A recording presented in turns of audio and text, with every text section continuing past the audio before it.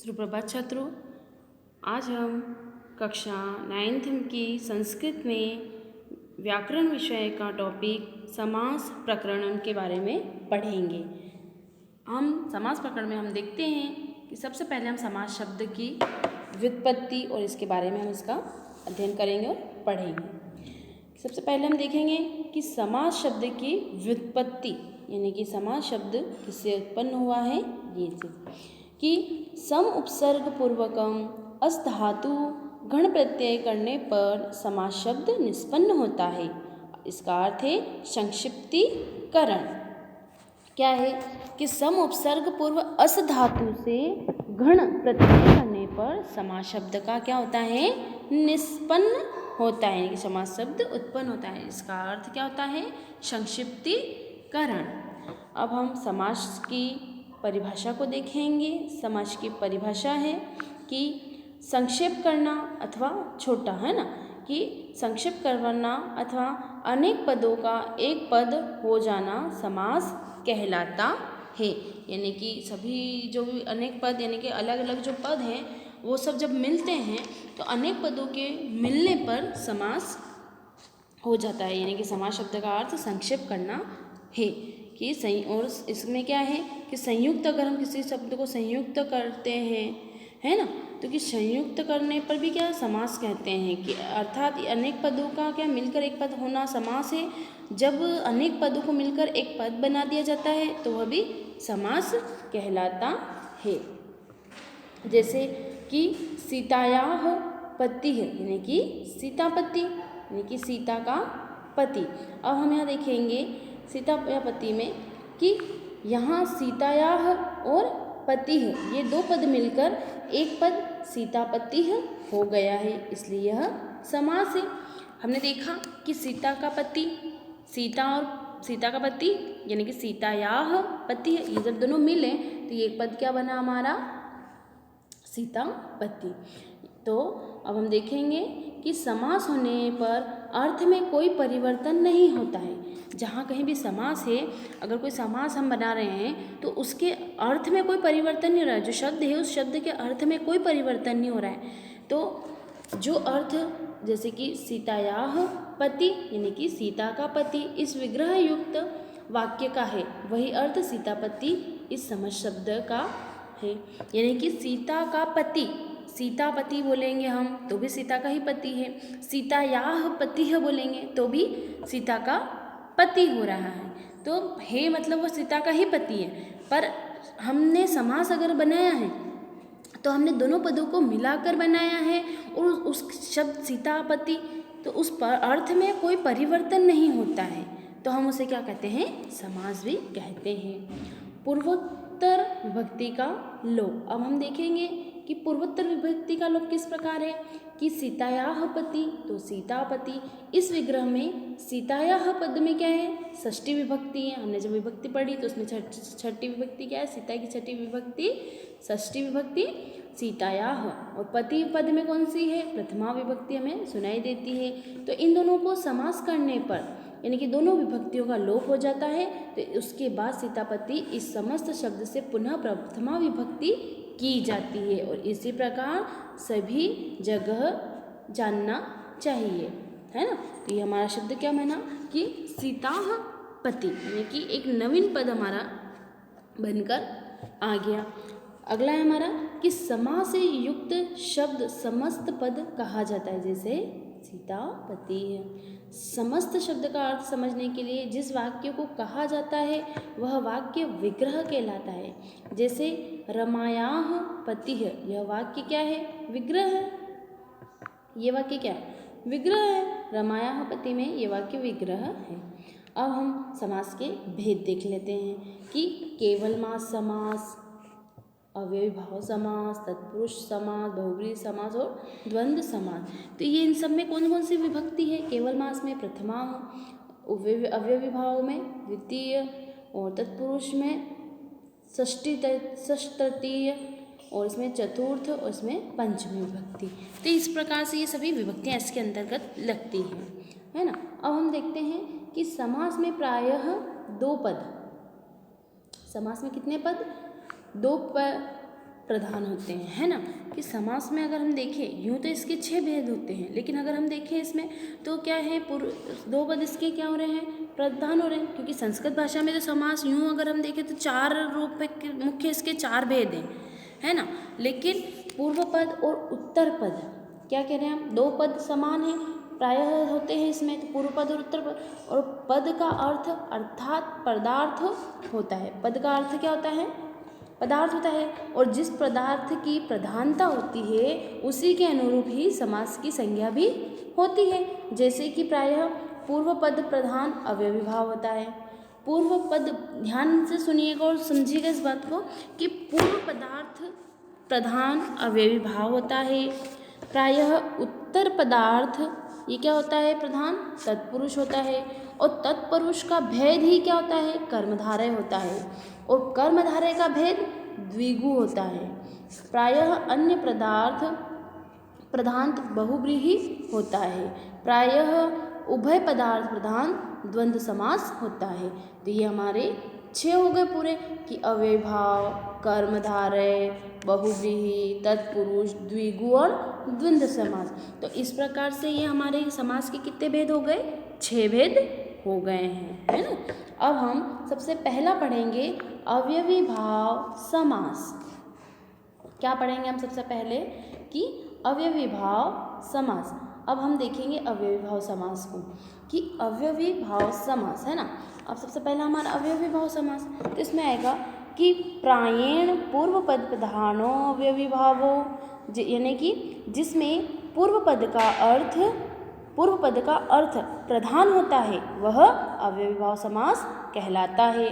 इस समास में पहला शब्द क्या होता है, अवयव, यानी कि उपसर्ग या निपात होता है। इस समास अवयवी भाव समास में पहला शब्द क्या होता है, अपना पहला शब्द अवयव या उपसर्ग या फिर निपात होता है। और बाद में आने वाले की क्या हो जाती है, संज्ञा हो जाती है।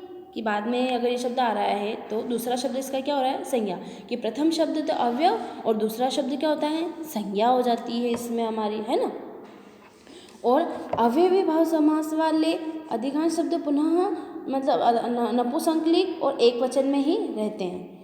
अवयवी भाव समास के अधिकांश शब्द नपुंसकलिंग और एक वचन में रहते हैं और उनके रूप में ये नहीं चलते हैं। इसलिए इसमें क्या है कि पूर्व पदार्थ की प्रधानता होती है।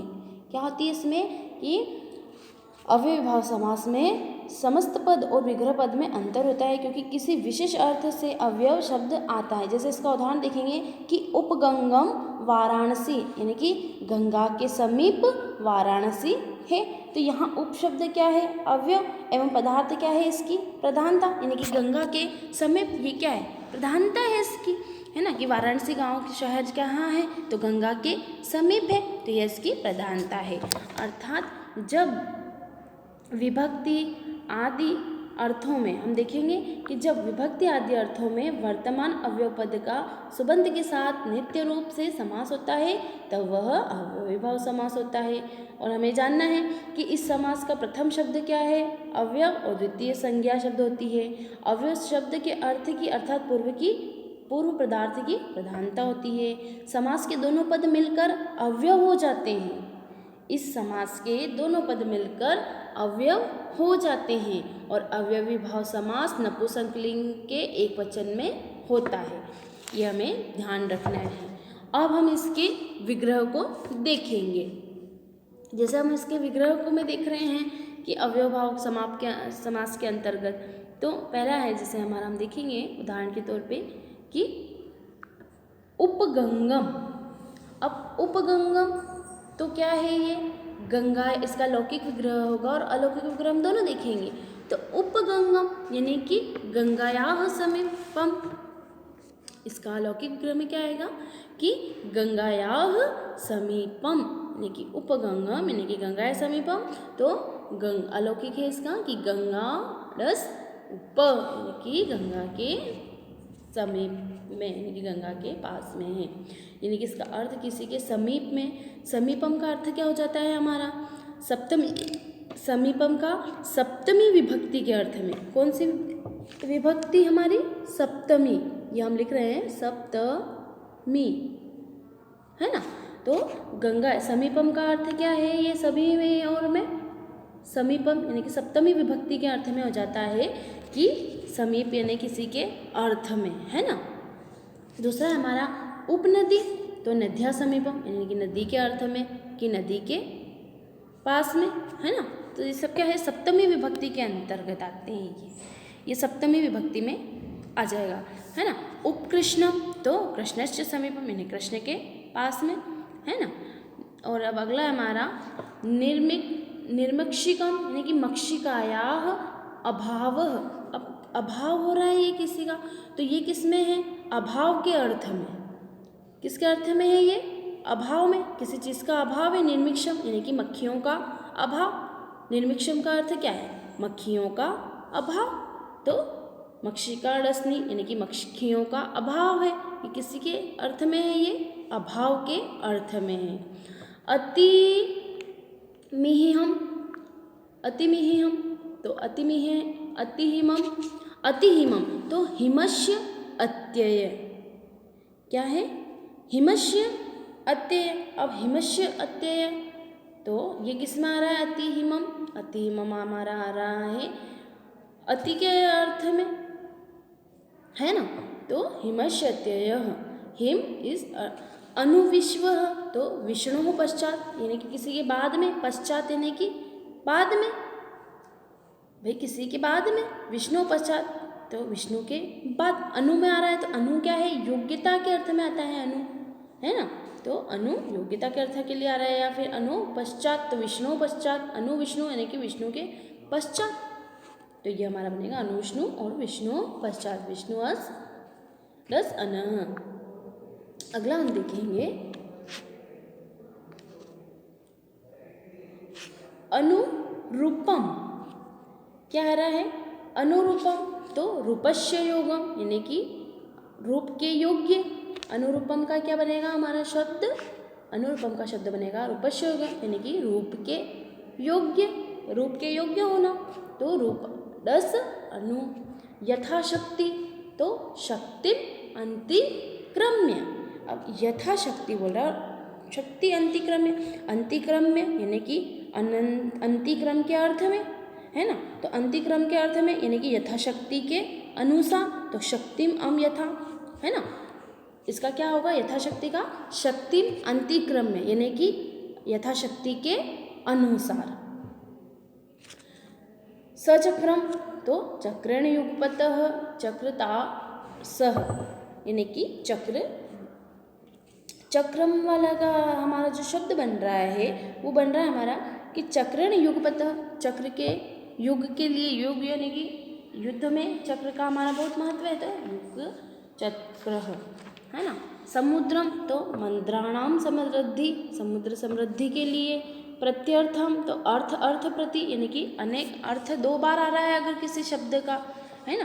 प्रत्यर्थम यानी कि शब्द के दो बार आने पर, तो अर्थ प्रति, है ना, कि बार बार आ रहा है, या अर्थ अनेक अनेक प्रकार के अलग अलग अर्थ। इति हरि, हरि शब्दस्य प्रकाशः, है ना। तो हरिरस इति। पंचगंगम यानी कि पंचगंगम, तो हम पंचगंगम का देखेंगे कि पंचानाम गंगानाम समाहार, समाहार यानी कि समूह, पांचों का मिलकर, जहाँ पे पांच गंगा यानी कि पांच नदियों का समूह, तो पंचानाम गंगानाम समाहार है, पांच नदियाँ गंगा में आके मिल जाना। द्वियमुनम, तो क्या आएगा, द्वयमुनयोः समाहार यानी कि दो नदियों का समूह, है ना। अब हम देखेंगे ये हमारे अव्ययभाव के उदाहरण, और ये अव्ययभाव समास हमारा पूर्ण हुआ। अब हम कर्मधारय समास को पढ़ेंगे। कर्मधारय समास के अंतर्गत हम देखते हैं कि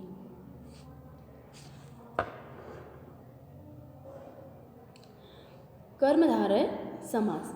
अब हमारा कर्मधारय समास की हम सबसे पहले परिभाषा देखेंगे कि कर्मधारय समास शस्य परिभाषा तत्पुरुष समानाधिकरण कर्मधारय, है ना, कि यदा यानी कि तत्पुरुष समानाधिकरण के अर्थ में है ये हमारा कर्मधारय समास। अब है इसका हम देखेंगे कि तत्पुरुष मासे द्वयो पदयोः एक विभक्ति अर्थात समान विभक्ति भवति तदा सः समानाधिकरणः तत्पुरुष समासः कथ्यते। है ना, क्या कह रहा है वो कि जब तत्पुरुष समास के दोनों पदों में एक विभक्ति अर्थात समान विभक्ति होती है तब वह समानाधिकरण तत्पुरुष समान कहा जाता है ना।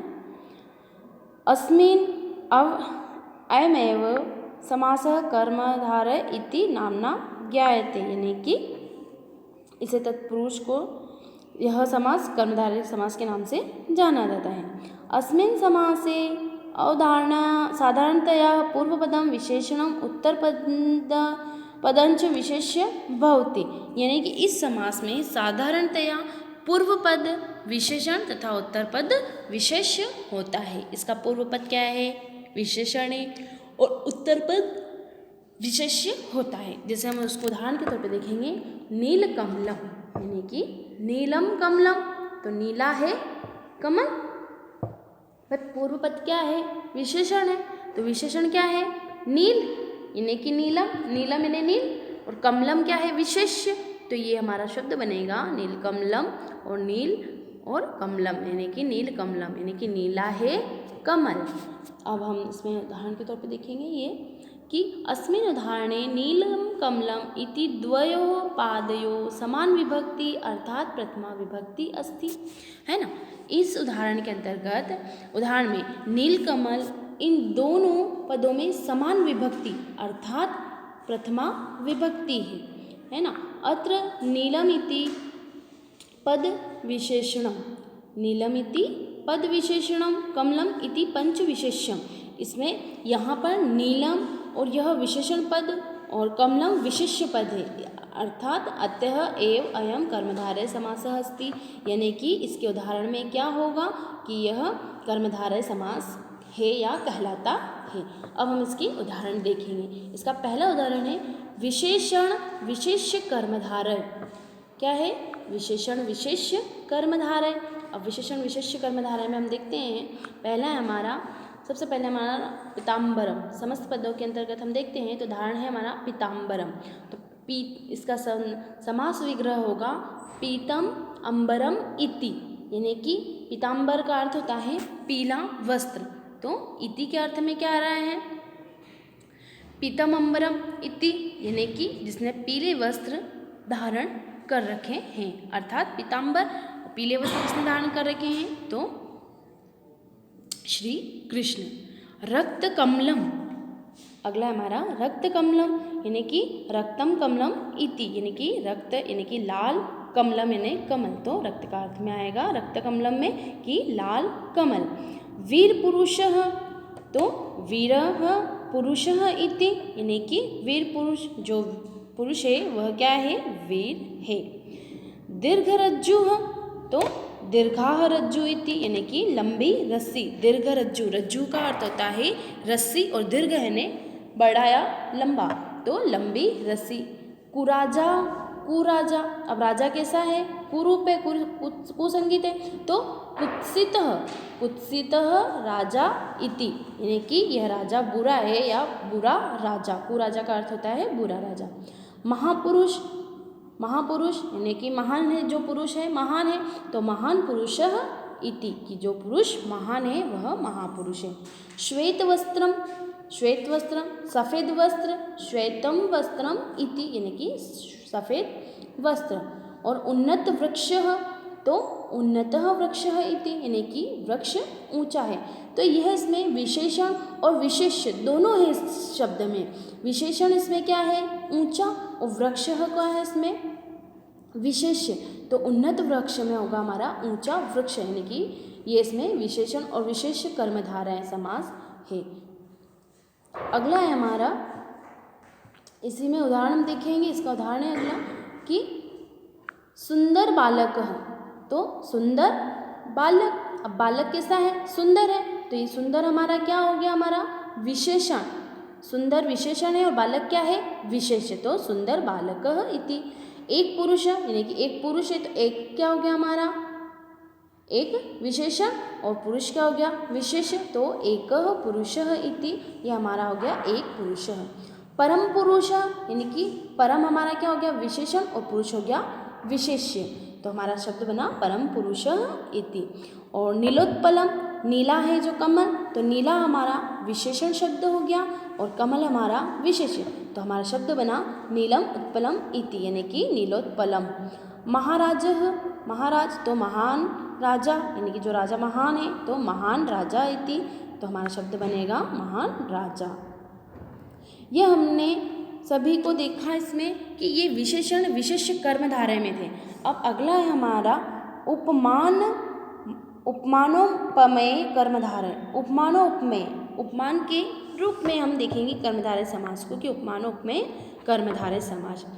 तो हमारा पहला है उदाहरण कि घनश्यामः, तो घनः इव श्यामः इति, यानी मेघ के समान काला, ये उपमान, इसकी उपमान और उसकी उपमा विशेषता बता रहा है वो, है ना। तो घनश्याम कैसा है, घन इव श्यामः, तो मेघ के समान है, यानी कि काले बादल के समान घनश्याम। कुसुम कोमलम, कुसुम कोमलम, तो कुसुम यानी कि फूल और कोमल यानी कि कोमल, तो फूल के समान कोमल, तो कुसुमम इव कोमलम इति।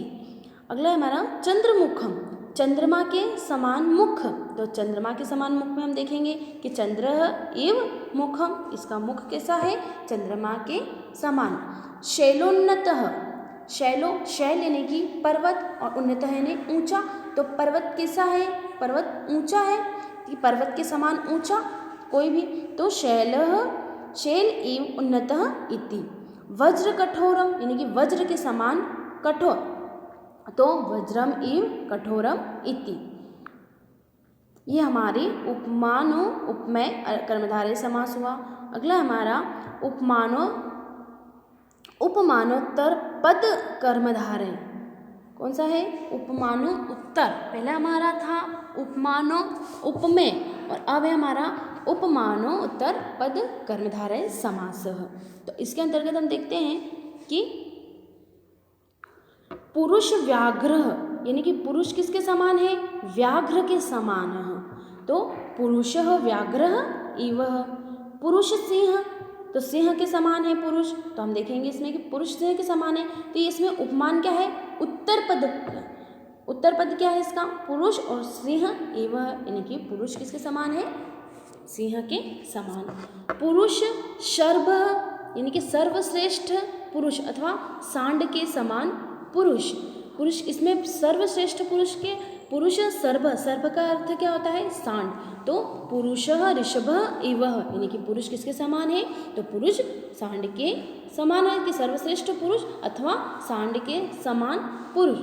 अगला है हमारा कर किसलयम, कर किसलयम यानी कि पल्लव के समान हाथ, कर का अर्थ क्या होता है हाथ, कर हमारे हाथ होते हैं, संस्कृत में हम हाथों को कर कहेंगे, तो और किसलियम यानी कि पल्लव, तो करह किसलयम इव यानी कि पल्लव के समान। मुख कमलम यानी कि हमारा जो मुख है वो किसके समान है तो कमल के समान मुख है हमारा, तो हमारा आएगा मुखम कमलम इव यानी कि कमल के समान मुख। और पुरुष नाग यानी कि नाग किसके समान है पुरुष के समान है नाग, तो पुरुष नाग कि नाग के समान कौन है पुरुष है ना, नाग के समान कौन है पुरुष, पुरुष नाग के समान है तो पुरुष नागा इव। ये हमारी उपमानोत्तर पद में कर्मधारय पूर्ण हुए। और अगला और अंतिम और लास्ट है, अब अंतिम है ये अवधारणा पूर्व पद कर्मधारय समास। तो अवधारणा किसी के बारे में अवधारणा हम जो बना लेते हैं कि अवधारणा पूर्व पद कर्मधारय समास कि विशेषणं विशेष्येण सम्यस्यते, विशेषणं विशेष्य सम्यस्ते अत्र अवधारणार्थ योद्धयितुं विग्रहवाक्ये विशेषणात् परम एव शब्द प्रयुज्यते, यानी कि विशेषण को विशेष्य से परे होने पर यह अवधारणा के अर्थ में विग्रह वाक्य में विशेषण के बाद एवं शब्द रखते हैं। जैसे हम उदाहरण के तौर पे देखते हैं, पहला है विद्या धनम, तो विद्या क्या है विद्या ही धन है, तो विद्या एव धनम। अगला हमारा गुरुदेव, तो गुरु एव धनम यानी कि गुरु ही देव है। तपोधनम, तो तपः एव धन, यानी कि तप ही धन है। और अंतिम है यहाँ लास्ट है हमारा वेद सम्मतः, है ना। तो वेद एव सम्मतः यानी कि वेद ही समस्त हैं। तो इसी प्रकार ये हमारे कर्मधारय समास यहाँ पूर्ण हुए हैं। आगे के समास के बारे में अब हम कल पढ़ेंगे। धन्यवाद।